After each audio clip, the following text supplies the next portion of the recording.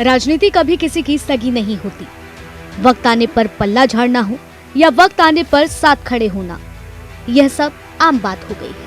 और ऐसा कुछ ही नजारा देखने को मिला है जहां एक बार बुआ भतीजा साथ आते दिख रहे हैं और टारगेट पर भाजपा को रखा गया है। लेकिन यह विवाद शुरू होने की वजह क्या थी, वो आपको बताते हैं और समझाते हैं कि आखिर इसके पीछे क्या कुछ है और कौन सी नई कहानी इसके पीछे गढ़ी जा रही है। दरअसल एक चैनल के डिबेट शो से यह पूरा मामला शुरू हुआ, जहां मथुरा की मांग सीट से भाजपा विधायक और भाजपा प्रवक्ता राजेश चौधरी ने डिबेट के वक्त उत्तर प्रदेश की पूर्व मुख्यमंत्री और बसपा सुप्रीमो मायावती को भ्रष्ट मुख्यमंत्री बताते हुए कह डाला है कि मायावती को पहली बार मुख्यमंत्री हमने बनाया, लेकिन वह हमारी भूल थी। उन्होंने कहा कि मायावती यूपी की सबसे भ्रष्ट मुख्यमंत्री रही हैं। चैनल पर एंकर ने यह भी कहा कि आप किसी भावना में बहकर यह बात तो नहीं कह रहे हैं, चाहे तो आप अपनी बात को वापस ले सकते हैं।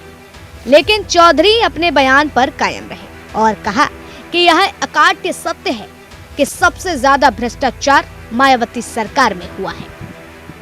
अब इस मामले को उठाते हुए सपा सुप्रीमो अखिलेश यादव ने ट्वीट किया और इस ट्वीट के साथ मायावती के साथ वो खड़े होते दिखाई दिए, जिन्होंने लिखा है कि उत्तर प्रदेश के एक भाजपा विधायक द्वारा उत्तर प्रदेश की एक भूतपूर्व महिला मुख्यमंत्री जी के प्रति कहे गए अभद्र शब्द दर्शाते हैं कि भाजपाइयों के मन में महिलाओं और खास तौर से वंचित शोषित समाज से आने वालों के प्रति कितनी कटुता भरी है। राजनीति मतभेद अपनी जगह होते हैं, लेकिन एक महिला के रूप में उनका मान सम्मान खंडित करने का किसी को भी अधिकार नहीं है।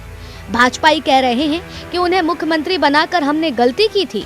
ये भी लोकतांत्रिक देश में जनमत का अपमान है और बिना किसी आधार के ये आरोप लगाना कि वो सबसे भ्रष्ट मुख्यमंत्री थी, बेहद आपत्तिजनक है। भाजपा के विधायक के ऊपर सार्वजनिक रूप से दिए गए इस वक्तव्य के लिए मानहानि का मुकदमा होना चाहिए। भाजपा ऐसे विधायकों को प्रश्रय देकर महिलाओं के मान सम्मान को गहरी ठेस पहुंचा रही है।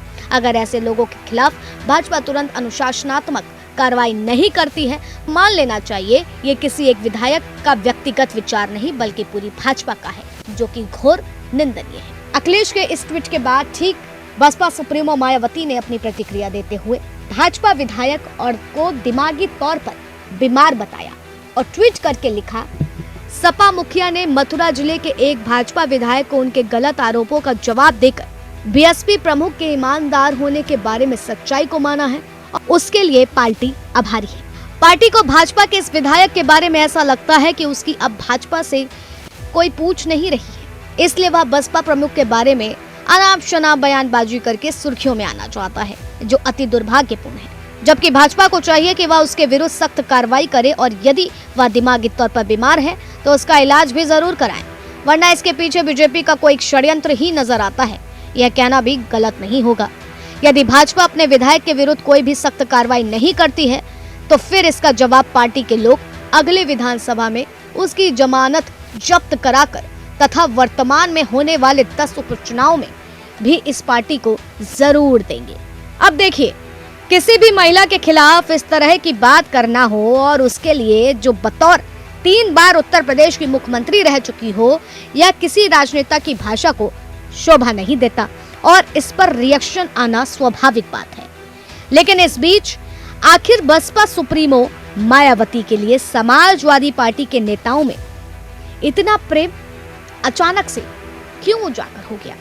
यूं अचानक महिलाओं के प्रति इतनी चिंता क्यों जागृत हुई? हमें इन बातों के बीच यह भी नहीं भूलना चाहिए कि उत्तर प्रदेश में उपचुनाव होने हैं और उसमें पहले ही सीटों को लेकर के अखिलेश और राहुल के बीच खासा बन नहीं रही है। तो ऐसे में क्या अखिलेश यादव और मायावती का साथ चाहते हैं या फिर वाकई उन्हें फिक्र है बसपा सुप्रीमो मायावती की?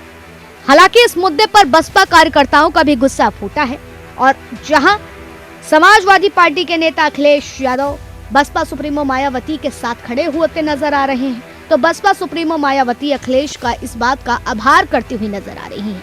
लेकिन कहीं ना कहीं बीते लोकसभा चुनाव में भी देखा गया था कि अखिलेश के पीडीए वार से अगर सबसे ज्यादा कोई घायल हुआ है तो वो सिर्फ बसपा सुप्रीमो मायावती की पार्टी है, क्योंकि जितना पिछड़ा दल था वो सब पीडीए के साथ आगे बढ़ा और समाजवादी पार्टी को वोट करते हुए नजर आया था, जिसकी वजह से लोकसभा में खराब प्रदर्शन मायावती की पार्टी यानी कि बसपा का देखा गया था।